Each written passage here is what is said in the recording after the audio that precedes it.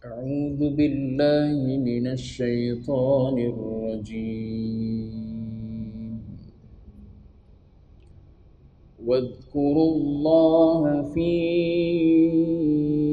أيام معدودات فمن تعجل في يومين فلا إثم عليه ومن تأخر فلا إثم عليه لمن اتقى واتقوا الله واعلموا أنكم إليه تحشرون. ومن الناس من يعجبك قوله في الحياة الدنيا ويشهد الله على ما في قلبه وهو ألد الخصام وإذا تولى سعى في الأرض ليفسد فيها ويهلك الحرث والنسل والله لا يحب الفساد. Sadaqallahul azim. Tuan-tuan muslimin muslimat sedang jemaah yang dirahmati Allah sekalian, alhamdulillah, tambah dan selama-lamanya kita panjatkan puji syukur pada Allah dengan izin taufik hidayah Allah Ta'ala jua pada malam ini kita sambung kembali bacaan tafsir Nurul Ihsan jilid yang pertama. Kita berhenti pada ayat 202. Sebelum daripada Ramadan itu kita berhenti pada ayat 202. Ayat yang terakhir, ayat Rabbana atina fid dunya hasanah wa fil akhirati hasanatan wa qina azabannar ulaika lahum nasibum mimma kasabu wallahu sari'ul hisab. Sambungan pada malam ini ayat 203. Allah Ta'ala sebut wadhkurullaha fi ayyamin ma'dudat, dan sebut oleh kamu akan Allah pada segala hari tasyrik yang berbilang 3 hari di Mina. Ayat ni masih lagi dalam ayat berkenaan dengan ibadat haji. Antara doa yang Allah Ta'ala ajar kepada orang yang mengerjakan ibadat haji dalam ayat sebelum ni, Allah Ta'ala sendiri ajar suruh baca doa Rabbana atina fid dunya hasanah wa fil akhirati hasanatan wa qina azabannar. Tapi doa ni bunyi macam biasa, sebab semua orang boleh katakan ingat. Lepas tu dibaca pula sebagai penutup tiap-tiap doa kita. Jadi kadang-kadang ada orang rasa doa ni doa yang biasa, padahal doa ni warid daripada Quran. Bila warid daripada Quran, maka ni antara doa yang terbaik. Apatah lagi kalau kita perhati perenggan-perenggan doa tu Allah Ta'ala ajar pada kita, minta pada dia di dunia ni hasanah, di akhirat pun hasanah. Jadi bila sebut hasanah di dunia, saya sebut dah beberapa huraian ulama dulu berkenaan dengan hasanah di dunia ni. Dan juga hasanah di akhirat ni masuk semua apa yang kita impikan. Nak kejayaan dunia, masuk dalam hasanah fid dunya. Nak isteri yang solehah, masuk dalam hasanah fid dunya. Nak anak-anak jadi orang berjaya, anak-anak yang dengar kata, masuklah tu dalam hasanah fid dunya. Begitu juga dengan hasanah di akhirat. Nak mati husnul khatimah, masuk tu. Hasanah fil akhirah. Nak nanti dalam kubur tak ditanya pun oleh mungkar dan nakir, dilapangkan kuburnya seluas mata memandang, nanti dibangkitkan semula di akhirat, dihimpun bersama dengan para anbiya, para salihin, tak disoal di akhirat nanti di mahsyar, duduk di bawah naungan arash Allah Ta'ala, kemudian dihisap dengan hisap yang senang, boleh minum di telaga Kautsar, dapat suratan amal dengan tangan kanan, boleh menuju ke syurga. Itu semua termasuk dalam wa fil akhirati hasanah. Cuma kita bila kita biasa dengar sangat doa yang kita baca dalam ayat ni, kita rasa doa ni biasa-biasa je. Padahal doa ni sangat luar biasa. Cuma Tok Lebah jangan buatlah. Tok Lebah tahu deh. Tok Lebah maknanya Tok Imam, Tok Guru janganlah berpada dengan doa ni. Takut nanti orang panggil pergi tahlil di rumah baca doa ni je. Asal nak jamu dengan durian musangking tak jadilah. Bagi biskut tawar dengan air kopi. Dia kata ustaz tu baca doa Rabbana atina fid dunya hasanah. Dia kata wa fil akhirati hasanah wa qina adzabannar. Dia baca doa tu ya. Kita jamu dengan teh biskut tawar sudah. Dia tak faham. Maksud doa tu sangat-sangat mendalam. Jadi kalau kita malah sangat doa, terutamanya waktu mengerjakan ibadat haji, nak pegang buku yang dibekalkan oleh tabung haji ataupun buat umrah, buku-buku panduan umrah tu banyak sangatlah orang jualnya.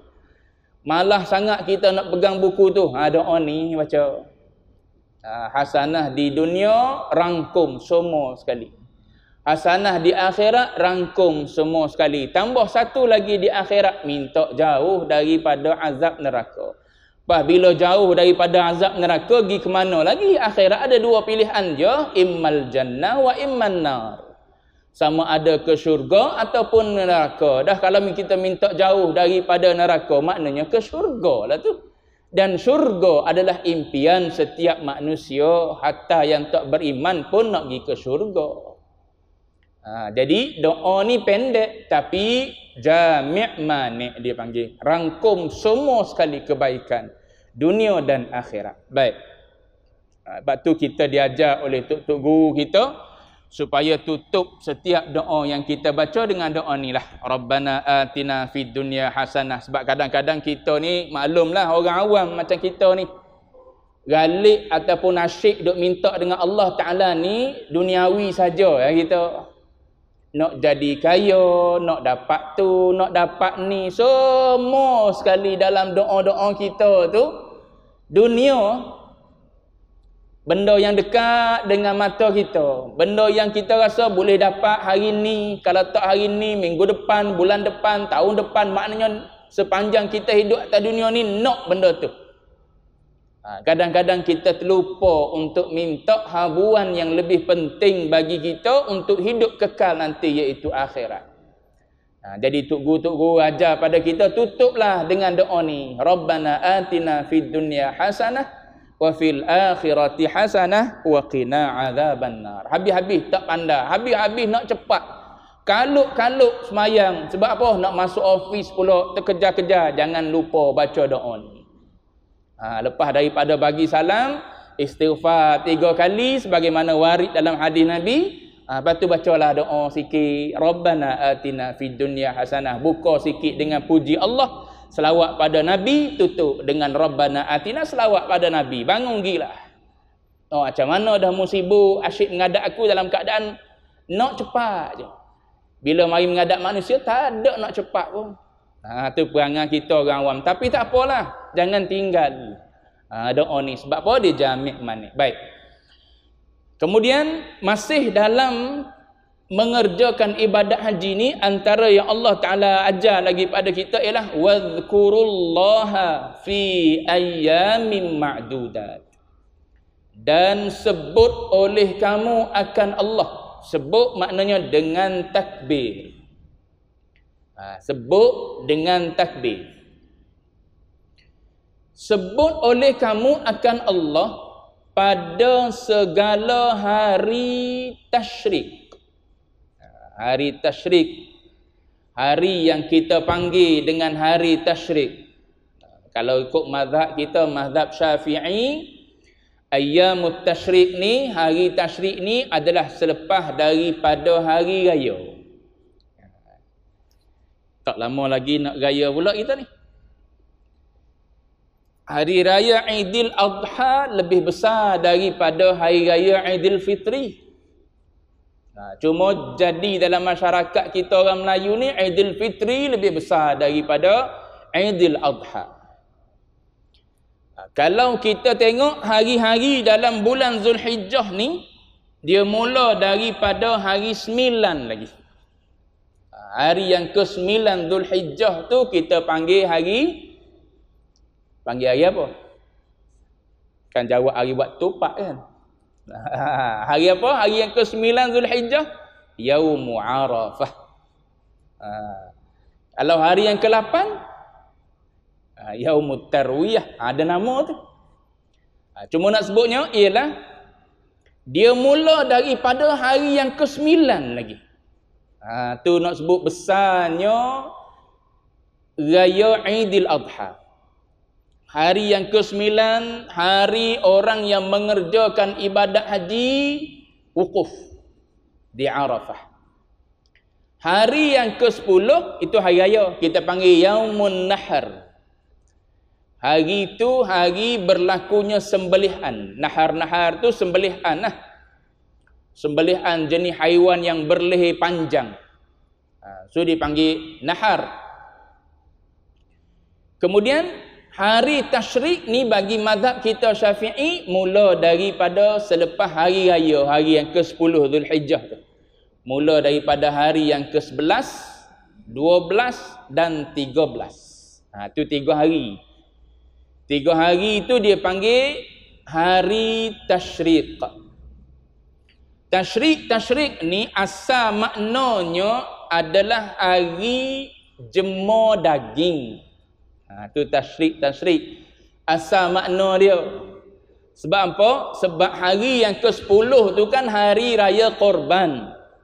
So hari tu orang pakak-pakak sembelih. Sembelih lembu, sembelih kambing, sembelih kerbau, sembelih unta, sembelih ayam, boleh tak? Tuan-tuan jangan keliru sembelih haiwan-haiwan pada hari yang ke-10. Biasanya hari yang ke-10 itulah orang pakat sembelih. Ada juga orang yang ambil hari yang ke-11, 12, 13, cuma jarang. Biasanya ramai kita tengok di mana-mana tempat, di hujung sana orang korban, sini orang korban. Kalau masjid saja boleh jadi berekor-ekor lah lembu dikorbankan pada hari yang ke-10 tu. Jadi bila hari yang ke-10 tu hari korban, hari menyembelih haiwan, jadi banyaklah dapat daging. Sama ada daging yang kita korbankan sendiri ataupun daging yang orang hadiahkan pada kita. Jadi orang dulu nak simpan tak ada peti ais. Jadi nak buat macam mana daging ni nak suruh tahan lama. Jadi dia jemur. Jadi jemur itulah ambil sempena hari menjemur daging itulah. 11, 12, 13 tu dipanggil dengan hari tasyrik. Adapun zaman kita hari ni orang tak jemur dah, orang bubuh dalam plastik, orang bubuh dalam peti ais lah, tapi nama kekal lagi dengan ayyamut tasyrik, tak tukar. Tetap dengan nama hari tasyrik juga. Cuma itu asal usul hari dia. Dulu orang jemur daging, sekarang ni orang tak jemur dah. Tapi orang jemur balik kot sekarang ni deh. Orang jual daging salai. Tidak salai itu asal jemur dulu kot tuan-tuan. Tak tahu tuan-tuan lagi tahu lah. Bak daging salai, apa benda salai, itik salai. Mana tadi? Jadi Allah Ta'ala perintah supaya bertakbir. Takbir oleh kamu akan Allah. yakni besarkan oleh kamu akan Allah Ta'ala pada segala hari tasyrik yang berbilang berapa hari? 3 hari. Di mana? Di Mina. Di Mina. Takbir ni kan dia terbahagi kepada 2. Ada takbir yang dipanggil dengan takbir mursal ataupun takbir mutlak. Yang ni bila-bila masa takbir lah, bila-bila pun. Ada satu lagi jenis takbir, takbir muqayyad, takbir yang diikat. Dia diikat dengan apa? Diikat dengan solat fardu atau solat sunat. Tu dia diikat dengan tiap-tiap solat fardu atau solat sunat. Maknanya lepas daripada semayang fardu orang takbir, tu dia panggil takbir muqayyad. Ataupun kita semayang sunat, kita semayang sunat duha contohnya pada hari raya tu, sunat juga takbir, takbir lepas semayang duha tu dia panggil takbir muqayyad. Tu selepas daripada semayang sunat ataupun selepas daripada semayang fardu orang takbir, maka tu dipanggil takbir muqayyad, diikat dengan solat fardu ataupun solat sunat. Bila lagi mula ni? Semayang apa? Takbir muqayyad ni mula daripada hari Arafah. Selepas subuh hari Arafah. Maknanya lepas subuh hari yang ke-9 Zulhijjah. Dah start dah takbir. Takbir muqayyad. Lepas daripada semayang subuh hari yang ke-9 tu boleh dah kalau nak takbir. Kalau imam nak takbir dah jangan pelik lah, jangan kata imam esok raya, jangan buat pelik, tak mengaji tu nama dia. Baik, hari yang ke-9 bermula hari Arafah tu bagi yang tidak buat haji. Adapun bagi yang buat haji, ucapan mereka ucapan talbiyah. Yang mengerjakan ibadat haji yang duduk di padang Arafah, mereka tak disunatkan bertakbir. Kita di tempat kita ni pagi hari Arafah lepas sembahyang subuh tu boleh dah kalau kita nak takbir. Sunat dah takbir pada masa tu. Adapun orang yang mengerjakan ibadat haji tak disunatkan takbir lagi. Dia disunatkan bertalbiyah lagi, labbaik Allahumma labbaik itulah. Adapun bila mula mereka yang mengerjakan haji ni disunatkan untuk bertakbir juga setelah mereka ni bertahallul awal. Depan nanti rasa dia ada sebut rasa. Bagi yang buat haji selepas tahallul awal. Bila tahallul awal ni mula hari tasyrik tu lah, dia pergi melontar kan. Orang melontar kan sebut ketika nak melontar tu setiap batu tu bismillahi Allahu akbar tu. Tu takbir tu lah. Bismillahi Allahu akbar, lontar satu batu. Bismillahi Allahu akbar, lontar batu yang kedua. Tu 3 hari tu disunatkan untuk orang yang mengerjakan haji bertakbir. Baik. Dan sebut oleh kamu akan Allah pada segala hari.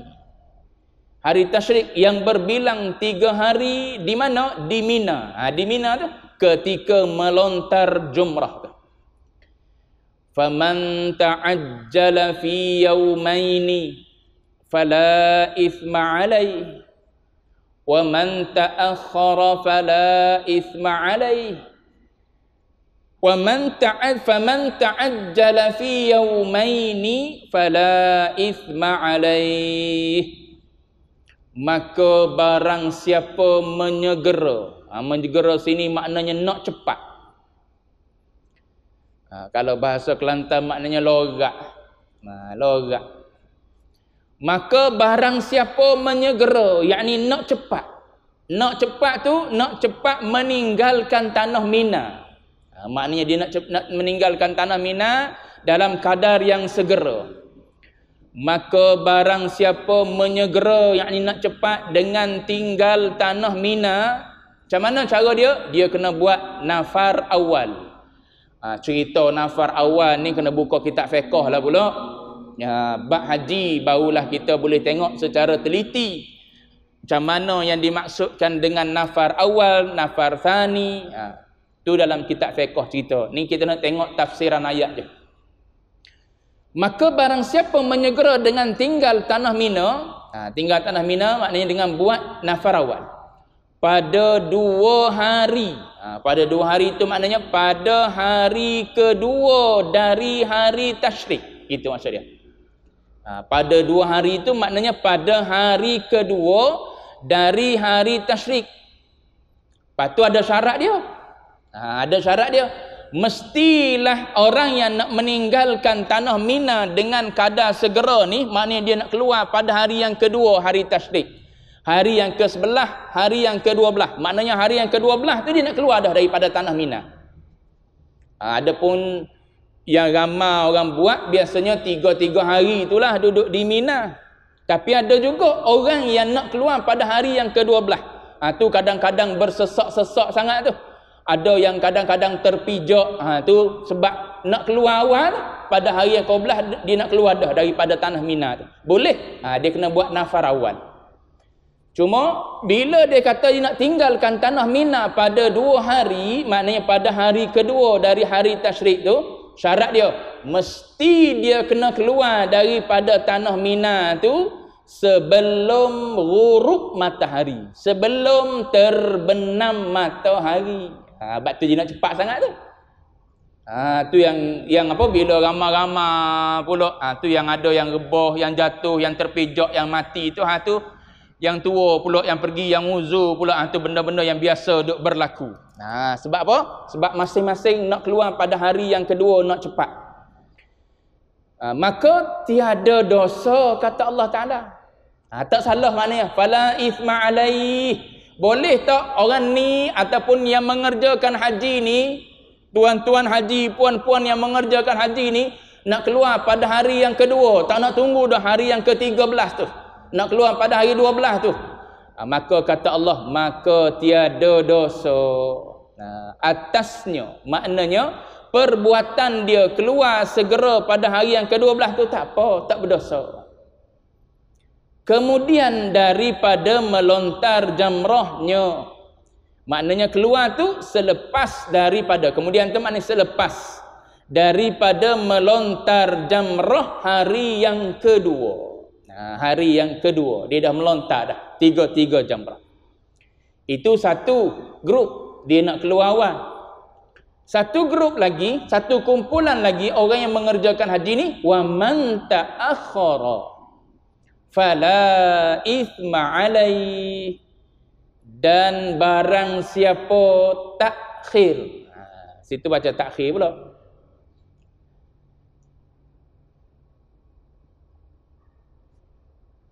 Dan barang siapa takhir. Takhir ni orang yang buat nafar thani. Tadi nafar awal.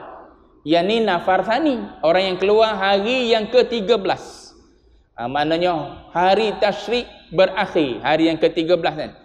Yang ni dia panggil hari apa, orang yang buat macam ni dipanggil orang yang buat nafar thani. Dia duduk di Mina hingga hari yang ke-13.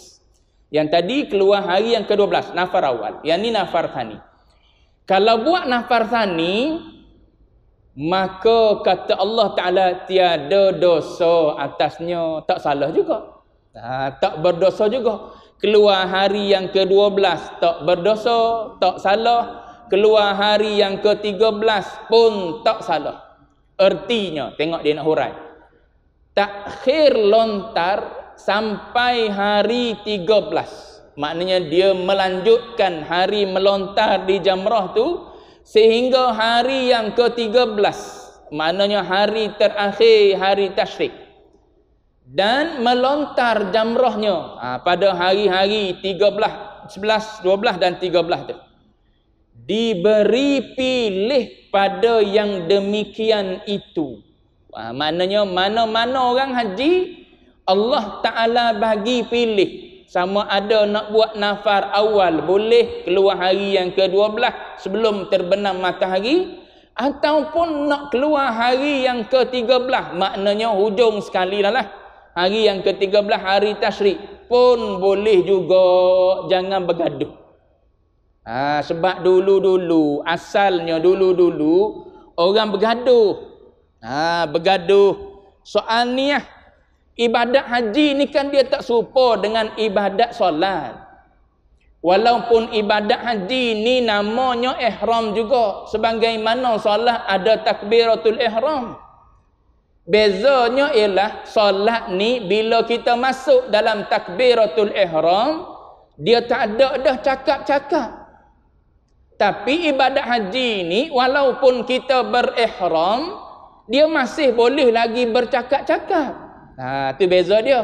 Sebab tu Allah Ta'ala larang khusus orang yang mengerjakan haji ni, fala rafatha wala fusuqa wala jidala fil haji. Tinggallah perkataan-perkataan fasik, perkataan-perkataan keji, caci maki, duk bergaduh, duk bertelingkah. Daripada Malaysia lagi duk bergaduh pasal isu politik, siapa duduk di Arafah pun duk bergaduh pasal politik lagi. Wala jidala fil hajj. Tengok Tuhan larang tu. Ni ada ni duk gaduh dalam khemah, bermasa muka dalam khemah. Tu soal bukan hukum hakam, ni soal hukum hakam ni. Pun Allah Ta'ala kata, yang nak keluar hari 12 boleh, yang tak nak keluar hari 12, nak keluar esok pun boleh. Dua-dua boleh, kata Allah Ta'ala. Tak berdosa. Tengok Allah Ta'ala.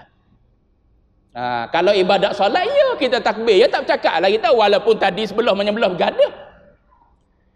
Alahai, kenapalah dia mari duduk sebelah aku? Kita kan bergaduh dengan dia. Tiba-tiba dalam satu sah dia mari duduk sebelah kita. Bila masing-masing takbir Allahu Akbar, tak ada dah gaduh. Tak ada dah main tolak siku-siku ni. Kau ada lagi? Zaman kecil-kecil ya, tuan-tuan tak? Zaman tuan-tuan kecil-kecil, saya kecil-kecil. Tak, tuan-tuan kecil-kecil dulu kan main siku-siku, tak gitu? Waktu semayang, tak dah. Tuan-tuan jauh daripada awal lagi deh. Maknanya zaman 7 tahun, 8 tahun tu tak bergurau dah waktu semayang. Tak ada dah siku-siku member ni. Maknanya tuan-tuan orang soleh daripada awal lagi ya. Cuma nak sebutnya, orang tak buat dah. Bila takbiratul ihram, siku pun tidak, jeling pun tidak. Masing-masing duk ada baca doa iftitah, baca Fatihah, baca surah. Buatlah perbuatan solat. Sebab apa? Haram cakap.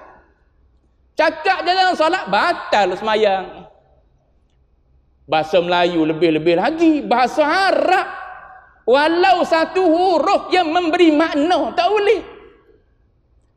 Huruf qaf sebutir kan, baca baris bawah qi, tu keluar batuk bunyi qi, gitu. Memberi makna tak boleh, tu dalam kitab fiqh bahas ada. Cuma nak sebutnya seminimum huruf dalam bahasa Arab memberi makna yang difahami, membatalkan solat. Apatah lagi kita orang ajam cakap Melayu, lagi-lagilah kita jaga tak nak cakap. Sebelum masuk tadi duk bertegang leher luar tu, sebelum bunyi tuk bila qamat. Bergaduh isu apa? PRK contoh tuan-tuan, contoh PRK bergaduh. Gaduh tentang isu ni, isu tu dan sebagainya lah. Bila masuk je dalam saf solat takbiratul ihram, tak ada lah gaduh. Sebab apa? Tak boleh cakap. Tapi ibadat haji boleh. Ibadat haji boleh. Gi satu maktab, satu rombongan, yang ni kepala ni, yang ni kepala ni, gaduh. Yang ni gelar, yang ni dengan apa gelaran tuan-tuan? Yang ni kata walaun, yang ni walanun. Tu gelar tu gelar. Saya sebut tuan-tuan, contoh-contoh. Sebut contoh. Hatta tengah buat ibadat ni, kain ihram ni tuan-tuan pakai. Buka baju tu pun lambang kita tu hina dina dah. Cabut, buang baju kebesaran kita tu. Sepatutnya situ tu rasa dah tu. Bila masuk niat ihram, cabut, buka tanggal baju kebesaran kita. Kan masing-masing pakai baju kebesaran sebelum masuk ihram. Tinggallah dua helai kain yang tak berjahit. Kita orang lelaki, satu bahagian bawah, satu bahagian atas. Pakaian tu sampailah kita tahallul nanti. Kita raja, kau kita pemerintah, kau kita ada gelaran apa sekalipun, kita rakyat marhai, siapa pun kita, parti mana sekalipun, dua helai tu apakah? Macam mana kita buka baju kebesaran, pakai baju ibadah, baju hamba pada Allah Ta'ala. Tak boleh jadi hamba pada Allah Ta'ala, sedangkan Allah Ta'ala larang tu. Fala rafata wala fusuqa wala jidala fil hajj. Tak payah bergaduh lah dalam ibadah haji. Tu benda duk berlaku. Allah Ta'ala larang khusus dalam ibadah haji. Sekarang ni kalau kita pergi buat ibadah haji tak nampak sangat kalau di Padang Arafah, sebab duduk dalam khemah masing-masing. Di Muzdalifah nampak. Di Muzdalifah ni orang duduk di Muzdalifah, mabit di Muzdalifah kan. Nak duduk mana? Duduk situ ya, berhenti. Semua berpakaian putih. Tidur, berehat situ je. Aku duduk di hujung kaki mu duduk di hujung kaki aku. Berehat sebab apa? Letih jalan. Semua pakaian putih. Kalau tengok daripada atas, semua putih. Itulah pakaian kembali kita pada Allah. Pakaian kehambaan kita, pakaian kehinaan kita. Tiba-tiba berasa aku besar daripadamu. Padahal pakai pun dua serupa dengan dia juga. Duk bergaduh di Padang Arafah. Duk bergaduh di Mina. Duk bergaduh di Muzdalifah. Tu yang siapa tak melontar dengan payung tu, aku nak baling kepala dia tu. Baling payung. Tapi orang Malaysia biasa jarang buat. Orang-orang daripada negara lain kadang-kadang dengan payung pun dibaling. Sebab apa? Geram sangat dengan syaitan. Dengan payung, dengan selipar. Dia ambil selipar, dia baling lagi. Sik baik tak terpelanting kena orang tua Malaysia kat depan tu, mati situ. Cuma nak sebut contoh tuan-tuan ada orang yang sampai tahap tu geram dia dengan syaitan. Tak apalah. Cuma nak sebutnya ialah agama ajar pada kita dalam soal ni, agama ajar jangan bergaduh. Jangan bergaduh. Dia nak keluar hari 12, biar. Mu nak keluar hari 13, biar. Sebab tu dalam khutbah terakhir, dalam haji wida, dalam haji terakhir Nabi sebut ayyuhan nas. Nabi kata wahai seluruh manusia. Masa tu tuju pada para sahabat yang ada. Kalau umum hadis ni maknanya semua manusia. Inna rabbakum wahid, Nabi kata. Tuhan kamu semua satu, kata Nabi. Wa inna abakum wahid. Nabi kata ayahmu pun satu. Dahlah Tuhan satu, ayah pun satu, iaitu Nabi Adam alaihi salam. Kafir tak kafir, semua mari daripada Adam alaihi salam.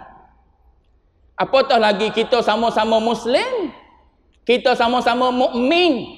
Di IC tu tulis Islam. Beza dia pada pangkah je pun. Beza dia pada ideologi je pun. Ni sehari dua ni orang duduk share. Dia boleh mengkafirkan orang yang berpegang dengan sifat 20. Orang korek punya korek, asal isunya ialah dia mengkafirkan kerabat negeri Johor, kata tuan-tuan Perlis kau yang pergi ziarah kubur. Ziarah kubur, dia pandang orang yang ziarah kubur ni sembah kubur. Macam mana orang ni tak boleh beza sembah kubur dengan ziarah kubur? Saya tak boleh masuk akal. Orang tak boleh beza antara sembah kubur dengan ziarah kubur. Ziarah kubur ni Nabi bagi. Sebelum tu Nabi tak bagi. Inni qad nahaitukum an ziaratil qubur. Ya, Nabi kata, sebelum daripada ni, ketika pengaruh zaman jahiliyah duduk ada dalam masyarakat orang Islam pada masa tu, Nabi kata aku larang kamu daripada ziarah kubur. Sebab apa? Bimbang takut-takut amalan Arab jahiliyah yang meresap dalam masyarakat orang Islam yang baru-baru meluk Islam ni masih terbuat-buat lagi di kubur. Tapi setelah Nabi tanamkan akidah, Nabi perkukuhkan fahaman umat Islam pada masa tu, Nabi sambung hadis tu, ala fazuruha. Nabi kata, sekarang ni pergilah ziarah kubur. Sebab apa? Bila ziarah kubur ni tuzakkirukumul akhirah. Ziarah kubur antaranya mengingatkan kamu kepada akhirat. Tiba-tiba pergi ziarah kubur, orang tuduh sembah kubur. Bila keluar gitu orang korek orang korek punya Facebook tu. Orang post balik, rupa-rupanya ada dah sebelum daripada ni mengkafirkan orang yang belajar sifat 20. Oh, bukan mengkafirkan orang belajar sifat 20. Ulama yang susung sifat 20 tu pun kafir lah. Kalau ulama yang susung sifat 20 tu tak kafir, gimana kafir tu? Balik kepada orang yang mengkafirkan tu. Bukan benda kecil mengkafirkan orang ni, Nabi sebut dah dalam hadis. Tu. Isu dia ialah tak boleh berlapang dada. Tu yang isu dia. Sedangkan saya sebut dah, Bapa sepanjang kata tak ada masalah. Asal kita hurai dengan betul. Nak faham Allah Ta'ala melalui Quran, silakan. Nak faham Allah Ta'ala melalui hadis, silakan. Nak faham Allah Ta'ala melalui akidah 3 serangkai, uluhiyah, rububiyah, asma' wa sifat, silakan. Nak guna manhaj sifat 20, silakan. Yang penting hurai dengan benar dan jujur. Jangan sampai menyerupakan Allah Ta'ala dengan makhluk. Tu Bapa sebut dah gitu tu, umum. Bagi keluasan pada semua. Yang penting umat nak mengaji, nak kenal Tuhan. Dah mengkafirkan. Sebab apa? Dia kata orang yang mengaji sifat 20 ni, sifat 20 Allah Ta'ala ni hanya bersifat dengan 20 sifat. Siapa ajar gitu? Kita sebut dah awal-awal ngaji lagi. Sifat yang wajib bagi Allah Ta'ala tak ada had. Yang wajib diketahui oleh mukallaf 20. Kita bagi tahu awal-awal lagi gitu. Dah tak ngaji nak tahu mana. Hentam daripada jauh mengkafirkan orang. Dia ingatkan benda kecil, mengkafirkan orang. Ni benda-benda yang duk berlaku dalam masyarakat. Sama-sama Muslim ni. Lepas tu ada selebih-selebihnya lagi orang kata buat report apa dah boleh. Sebab apa? Sebab bila kafir, halal darah, boleh bunuh. Ni benda duk berlaku di Syria dulu. Ya ni? Benda yang berlaku antara pergaduhan di antara Sunni dengan Syi'i. Antara Sunni dengan Salafi yang ekstrim. Itu yang berlaku dalam negara-negara di Timur Tengah. Sehingga bunuh umat Islam yang Sunni. Sebab apa? Sebab seolah-olah bagi mereka ni telah melakukan perbuatan syirik pada Allah. Bila syirik, kufur. Bila kufur, halal darah mereka untuk dibunuh. Itu yang berlaku, bunuh sama-sama Islam. Sebab tu polis kita di Malaysia ni sangat-sangat jaga puak-puak yang ekstrim ni. Yang ditajuk oleh Daesh ke, oleh apa? Oleh fahaman-fahaman yang ekstrim dalam beragama, yang tu yang polis kita sangat-sangat cakna cepat pergi ambil.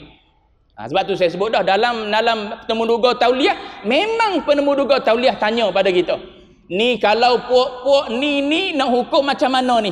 Puak-puak Wahabi nak hukum apa pada mereka? Puak-puak Arkam nak hukum apa pada mereka? Puak-puak Syiah ni nak hukum apa pada mereka? Dia tak nak kita menghukumkan kafir. Hukum ikut fatwa yang ada di JAKIM. Itu dia nak kita. Kalau kita jawab bersesuaian dengan apa yang difatwakan oleh JAKIM, lulus. Kalau dia nampak kita ekstrim, maka tak lulus. Tauliah, tak boleh mengajar awak dia. Mana boleh mengajar, bawa pengikut jadi ekstrim juga. Ni Nabi sebut dalam hadis. Saat orang duk bergaduh tentang isu ni, Nabi beritahu dalam khutbah yang terakhir, Tuhan kamu satu, ayah kamu satu, mari daripada Adam semua kita ni. Lepas tu Nabi kata, la fadla li arabin ala ajami. Tak ada orang Arab lebih daripada orang Ajam. Kita ni orang Ajam, bukan orang Arab kita ni. Wala li ajami ala arabi. Lebih kurang kita Nabi sebut. Dan tidak juga orang Ajam lebih daripada orang Arab. Wala li ahmar ala aswad. Tidak juga orang yang berkulit merah lebih daripada orang yang berkulit hitam. Begitulah sebaliknya, wala li aswad ala ahmar. Tak lebih juga orang yang berkulit hitam atas orang kulit merah. Tak ada lebih mana-mana pun. Nabi kata, illa bittaqwa. Yang melebihkan kita ialah dengan takwa je. Kalau makin bertakwa kita, kita makin lebih banding dengan orang lain. Dia kulit putih ke, dia kulit merah ke, dia kulit hitam ke, kita lebih dengan sebab bukan kita kulit merah, kulit putih, kulit apa tidak. Bukan dengan sebab baju kita pakai tidak, bukan dengan sebab jawatan yang kita pakai tidak, tapi dengan sebab takwa yang ada dalam hati kita, kita lebih di sisi Allah. Kemudian Nabi kata kepada para sahabat dia, aballaghtu, adakah aku telah menyampaikan kepada kalian wasiat ni, khutbah yang terakhir ni? Maka sahabat kata, qalu ballaghar rasul, ya Rasulullah dah sampaikan dah kepada kita semua. Tu sahabat tolong siapa pada kita. Maknanya kita semua ni tak ada lebih di sisi Allah Ta'ala tengok pada zahir, tak ada. Lebih kita di sisi Allah semua yang ada dalam ni lebih pada takwa. Makin takwa kita, makin tinggilah kita di sisi Allah. Tapi kalau kita setinggi mana pun zahir, sehebat mana pun zahir, kalau tak ada takwa, tak tinggi dan tak mulia di sisi Allah Subhanahu wa Ta'ala. Baik. InsyaAllah 3 minit. Baik. Jadi bila mana sahabat-sahabat duk berlaku khilaf antara dua ni, keluar hari yang ke-12, keluar hari 13, maka kata Allah Ta'ala, boleh mana-mana je, 12 boleh, 13 pun boleh. Baik. Diberi pilih pada yang demikian itu limanittaqa, bagi mereka yang takut akan Allah pada dalam hajinya, haji mereka tu. Maknanya orang yang ada sifat takwa tak bergaduh. Kalau masalah khilafiyah sekalipun tak bergaduh. Tak apalah, kita berlapang dada. Tuan nak ikut yang ni, ikutlah. Kita nak ikut yang ni, ikutlah. Semalam ada saya pergi semayang maghrib isyak di masjid wilayah. Malam enjoy kan gitu lah. Ada seorang semayang di sebelah kita, pakai seluar 3/4. Kita faham lah, orang yang pakai seluar 3/4 ni biasanya dia melalui pengajian-pengajian juga. Dia tak nak seluar labu-labu ni, tapi dia boleh semayang dengan seluar 3/4. Dia berasa sopan kot. Kita makin nak solat, maka makin kita nak tutup kalau boleh. Makin bersopan santun kita nak. Tapi ada segolongan orang yang bila dia mengaji, dia nak semayang dia pakai seluar 3/4. Sebab apa? Tak nak menutupi tumit. Mata kaki tu, buku lali tu. Waktu duduk antara dua sujud dan duduk tasyahud awal, dia duduk iq'a'. Bila duduk iq'a' ni maknanya kita tahu, ni orang ngaji, orang Melayu kita pula kan. Bila orang Melayu kita pula dia duduk macam tu, kita faham ini orang yang belajar ni. Kalau tak dia tak buat. Sebab apa? Daripada kecil lagi kita mengaji kan, duduk antara dua sujud ataupun duduk tasyahud awal, duduk iftirash. Tu kita kenal daripada dulu, daripada sekolah rendah, sampailah besar gini pun kita buat macam tu lah. Tiba-tiba kita boleh tukar, maknanya orang tu orang mengaji. Tak apa. Kita berlapang dada tak ada apa. Nak duduk iq'a', duduklah. Yang penting duduk. Nak duduk iftirash boleh. Ataupun orang yang uzur nak duduk tarabbu', duduklah tarabbu'. Nak duduk tawarruk, saya tak boleh duduk iftirash, nak duduk tawarruk, duduklah. Yang penting solat. Masalah yang tak solat, itu yang lagi besar. Kita duk bergaduh ni sama-sama yang solat ni.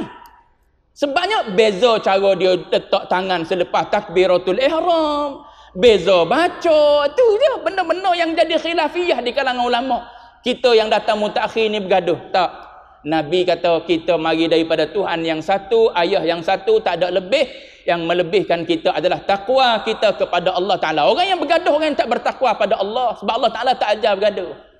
Apatah lagi keluar caci maki, melekeh-lekehkan orang, tu orang tak bertakwa pada Allah Ta'ala.